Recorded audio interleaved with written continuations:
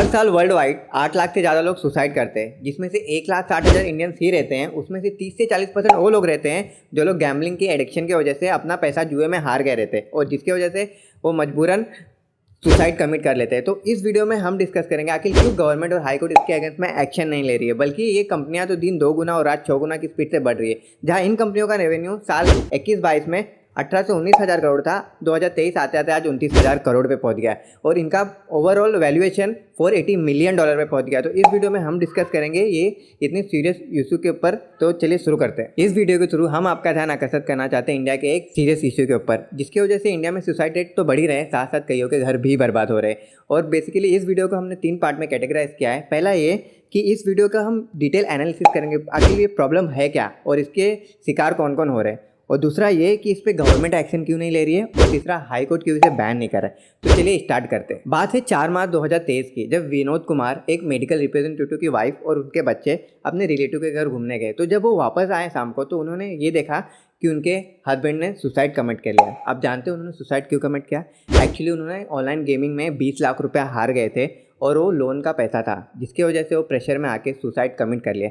अब सोचिए उनकी वाइफ और उनके बच्चों का क्या होगा। ये कोई एक केस नहीं है, ऐसे हज़ारों केस आपको इंटरनेट पे मिल जाएंगे, जिसकी वजह से फैमिली बर्बाद हो रही है और कई सुसाइड कर रहे हैं। कुछ लोगों की ऐसी मेंटालिटी रहती है कि ये गेम का एडिक्शन सिर्फ उन लोगों को लगता है जो अनएजुकेटेड है, पर ऐसा नहीं है।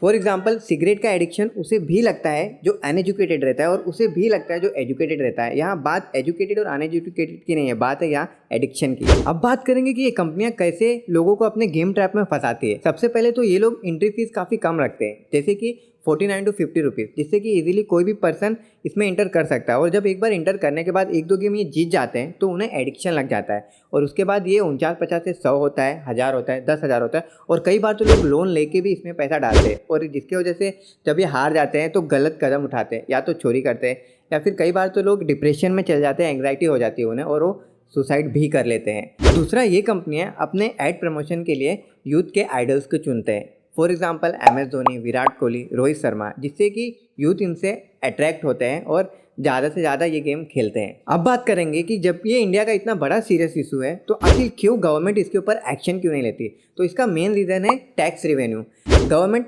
गैम्बलिंग ऐप पे या फिर गैम्बलिंग के थ्रू जनरेट हुए रेवेन्यू पे 30% का टैक्स चार्ज करती है। और as per the financial year 21 to 22 government ने $35 बिलियन का रेवेन्यू जनरेट किया है टैक्स से गैम्बलिंग के थ्रू। इस टैक्स रेवेन्यू की वजह से कई गवर्नमेंट इसे बैन करने की जगह इसे सपोर्ट भी करते हैं। For example, Kerala government lottery system को सपोर्ट करती है और गोवा और सिक्किम जैसे 9 स्टेटों में ये बिल्कुल भी अलाउ है।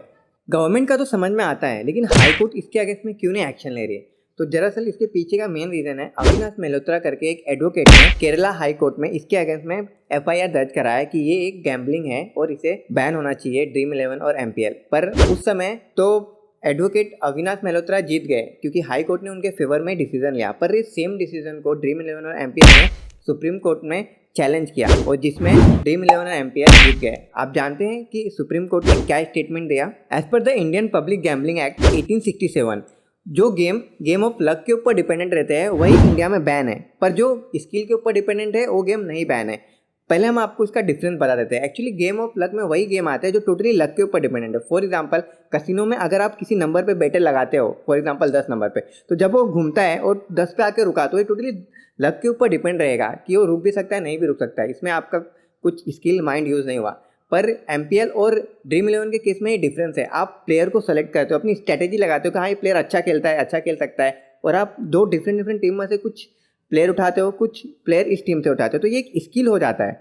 तो इसलिए गेम ऑफ स्किल में आता है और ये इंडियन पब्लिक एक्ट 1867 में ये बैन नहीं है, तो इसलिए इसे हाई कोर्ट सुप्रीम कोर्ट ने बैन नहीं किया। गाइस, क्या आप या आपका कोई फैमिली मेम्बर इस गेम का शिकार हो चुका है? और आपको क्या लगता है ये गेम इंडिया में बैन होना चाहिए या नहीं होना चाहिए? Please mention below in comment. Like and subscribe the channel. मिलते हैं नेक्स्ट वीडियो में। जय हिंद।